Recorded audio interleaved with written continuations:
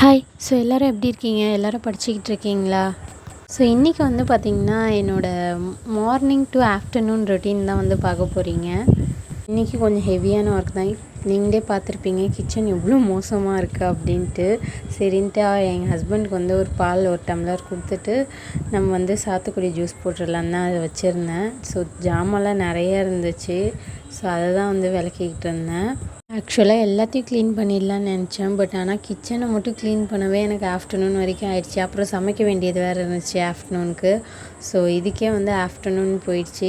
இன்றைக்கி வந்து ரொம்ப நேரம் வந்து பாப்பா தூங்கினான். ஸோ அதனால தான் என்னால் இந்த அளவுக்காச்சும் வேலை பார்க்க முடிஞ்சிச்சு. எங்கள் அம்மாவும் இல்லை, அவங்களும் நேற்றே ஊருக்கு போயிட்டாங்க. ஸோ இதை தான் வந்து நான் போன வீடியோவிலே சொல்லியிருப்பேன். அவங்க இல்லைன்னா அந்த 2 ஹவர்ஸ் படிக்க கிடைக்கும். அவங்க இப்போ சில டைமில் அந்த 2 ஹவர்ஸ் கூட கிடைக்காம போயிடும் இது மாதிரி ஒர்க் இருக்கிற டைமில். ஆனால் என்னங்க பண்ணுறது, எல்லா நாளும் ஒரே மாதிரியே இருக்காது இல்லையா? ஸோ அவள் தூங்கிட்டு இருக்கப்போ போய் படிச்சிடலாமா அப்படின்றேன் யோசிச்சிக்கிட்டு இருந்தேன்.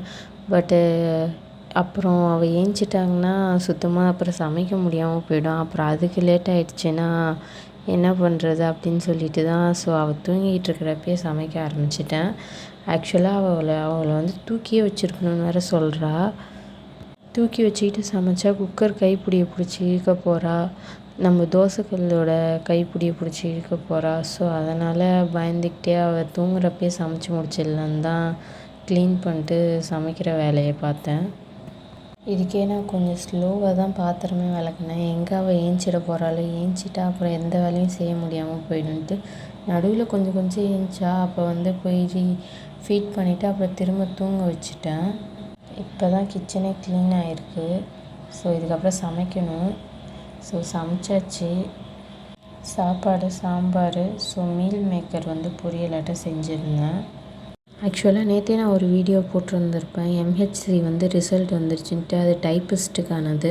ஸோ நெக்ஸ்ட்டு எம்ஹெச்சி வந்து இந்த ஜூனியர் பேலிஃப்க்கெலாம் வந்து சீக்கிரமாகவே அனௌன்ஸ் பண்ணிடுவாங்க. ஸோ அதனால தான் நான் தமிழ் உட்காந்து படிக்க ஆரம்பிச்சிட்டேன். ஏன்னா அது வந்து 6th to 10th தமிழ் வந்து சிலபஸ்ஸு. ஆனால் அந்த டைப்பிஸ்ட் எக்ஸாமில் வந்து தமிழ் மார்க் வந்து கன்சிடர் பண்ண மாட்டோம் இன்டர்வியூக்குன்னு போட்டிருந்தாங்க. பட் ஆனால் இந்த எக்ஸாமுக்கு வந்து தமிழ் மார்க் கன்சிடர் பண்ணுவோன்னு போட்டிருக்காங்க. ஸோ அதனால தான் இதுக்கப்புறம் நான் சைட் பை சைட் பார்த்திங்கன்னா நான் எம்ஹெச்சிக்கு ப்ரிப்பேர் பண்ணணும். சயின்ஸ்லாம் நான் டச்சே பண்ணல. அதுக்கு வேறு நான் நோட்ஸ் எடுக்கணும். அதுவும் கட் ஆஃபில் எங்கேயோ போகுது. அதுவும் எனக்கு வந்து ஜென்ரல் கேட்டகரியாக இருக்கிறதுனால இன்னும் பயமாக இருக்குது. எனக்கு டைம் இருக்கிறதே 1.5 years தான். ஸோ அதனால் அந்த டைமுக்குள்ளே என்னால் எவ்வளோ முடியுமோ அந்த அளவுக்கான எஃபர்ட் வந்து போட வேண்டியதுதான். முயற்சி முயற்சி முயற்சி, பயிற்சி பயிற்சி பயிற்சின்ற கான்செப்டில் போயிட்டே இருக்க வேண்டியது தான்.